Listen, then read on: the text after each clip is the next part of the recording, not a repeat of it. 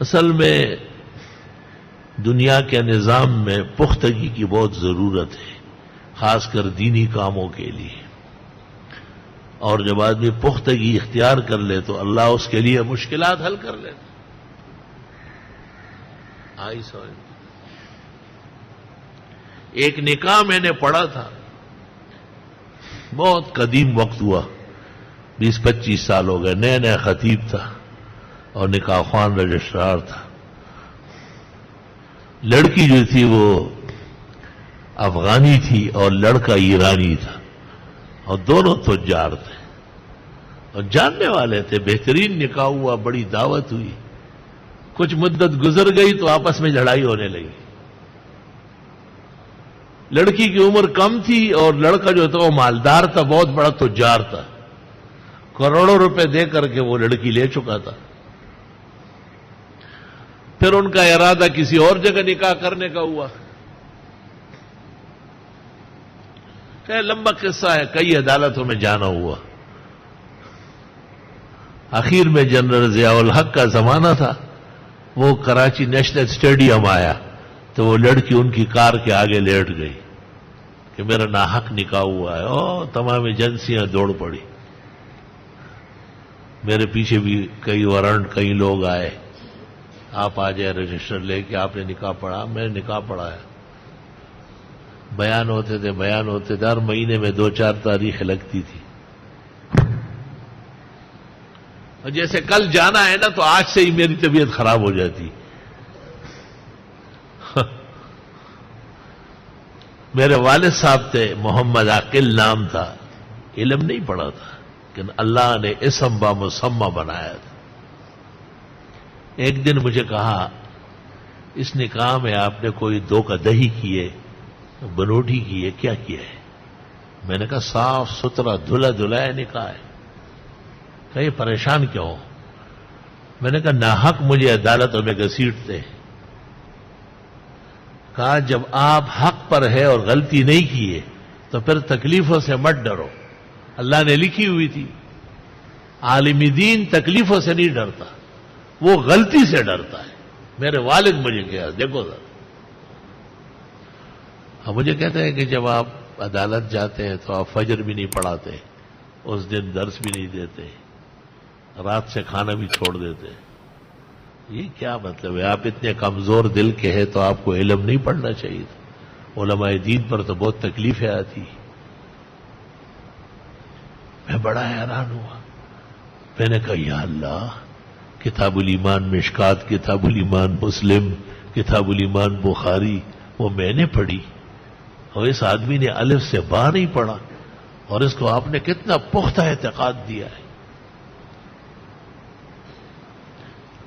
بہت وقت گزر گیا تھا اور بہت تھکاوٹ تھی اور بہت تکلیف تھی، بتا نہیں سکتا ہوں، لیکن بابا جی کی ان باتوں سے مجھے کچھ ہمت ہو گئی۔ اور میں اس روڈ پہ نکلا، کوئی ٹیکسی وغیرہ پکڑ کے، وہاں ماشاء اللہ عدالت میں جانا تھا۔ یہ محلے میں اورمڑ، ہمارے ہاں ایک جگہ ہے اورمڑ، وہاں کا ایک خاندان آباد تھا، ان کا ایک چھوٹا بچہ تھا، جوان تھا، فوج میں کیپٹن تھا، اور خالد محمود نام تھا، پتہ نہیں اب کہاں ہوگا۔ ان کے بڑے بڑے کمانڈر تھے اور جنرل ضیاء کے رینج کے تھے، وہ ان کے بڑے چچا مامو صاحب۔ وہ اچانک مجھے ملا کہ مولانا صاحب کہاں جا رہا ہے؟ خواہ میرے منہ سے نکلا، میں نے کہا ماشاء اللہ عدالت میں۔ کیوں؟ میں کیس ہے، کس چیز کا؟ میں نے کہا ایک نکاح پہ جھگڑا ہے۔ انہوں نے کہا آپ ٹھہرے، میں گاڑی لا رہا ہوں، میں لے جاتا ہوں۔ وہ گھر گیا اور اس نے فوجی وردی پہنی، وہ بھی کوئی فوجی کیپٹن وغیرہ تھا، اور گاڑی نکالی اور مجھے بٹھایا۔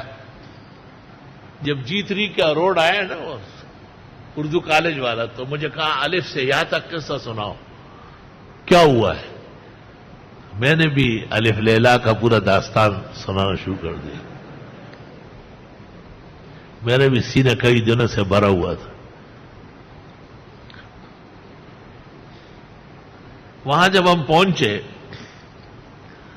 تو وہ گاڑی کھلی چھوڑ کر اوپر چلنے لگا اور مجھے کہا آپ پیچھے آئے.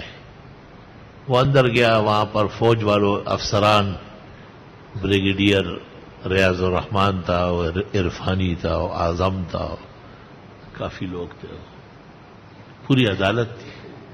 ان کے ساتھ لڑ پڑا بری طرح، اور کافی ناراضگی کے عالم میں باہر نکلا اور مجھے پشتوں میں کہا کہ جتنی تکلیف تھی آپ کی وہ آج ہوگی. آئندہ کوئی ماں کا بیٹے آپ کو بلائے پھر میں دیکھتا ہوں اس کو. میں بڑا حیران ہوا، اور اس کا گریبان پھٹا ہوا، آستین آگے پیچھے. کچھ دیر جب گزری تو میرے پیچھے میجر مشتاق آیا اور مجھے کہا آئیے. میں اندر گیا، ایک افسر اس طرح بیٹھا ہوا، دوسرا ایسا بیٹھا ہوا. مجھے کہا بیٹھے، میں بیٹھ گیا. مجھے کہا دیکھو یہ خالد محمود نے ہمارا حشر نشر کر لیا، بہت بےزتی کی ہماری، اور ہم نے آپ کو خود نہیں بلایا، جنرل ضیاء الحق صاحب براہ راست ملوث ہے، مارشاء اللہ، چیف مارشاء اللہ، اور ابھی ہم نے آپ کا بیان ان کو سنانا ہے، اور بس اس کے بعد ہماری معذرت ہے. ہم استعفیٰ دے دیں گے لیکن آئندہ کیس نہیں چلائیں گے. تو جنرل صاحب نے مجھ سے خیر خیریت پوچھی، السلام علیکم، یہ ہو. مجھے کہا ٹھیک ہے، نکاح صحیح ہے اور آپ کو آئندہ تنگ نہیں کیا جائے گا.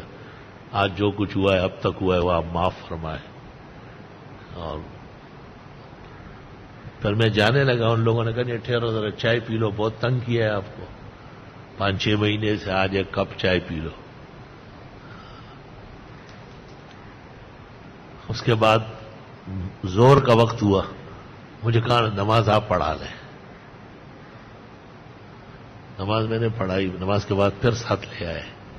مجھے کہا آپ کو تکلیف تو بہت ہوئی، لیکن ایک بات آپ کو نظر آئی کہ کیا نکاح پڑھایا آپ نے، پورا ماشاء اللہ پاکستانی حکمران، فوج، آرمی ایک طرف، آپ دوسری طرف.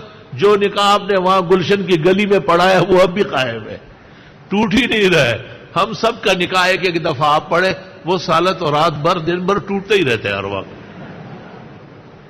کہ میں نے اعظمی کو بھی کہا، عرفانی کو بھی کہا کہ بھائی یہ اس مولوی سے نکاح پڑھانے ہے تو کوئی اور طرح کا نکاح پڑھا ہے، یہ تو فولاد کا نکاح ہے.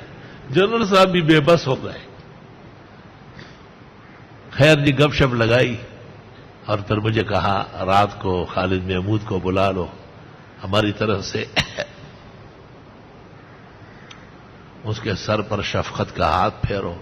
وہ آپ کا عاشق ہزار ہے، وہ آپ کے لیے سر کٹانا فخر سمجھتا ہے، اور ایسا ہی ہونا چاہیے اپنے علماء کے لیے. ہم سب کو ایسا ہونا چاہیے. اور میجر مشتاق اور میجر اعظمی کو تم دونوں حضرت کو اپنی گاڑی میں چھوڑا.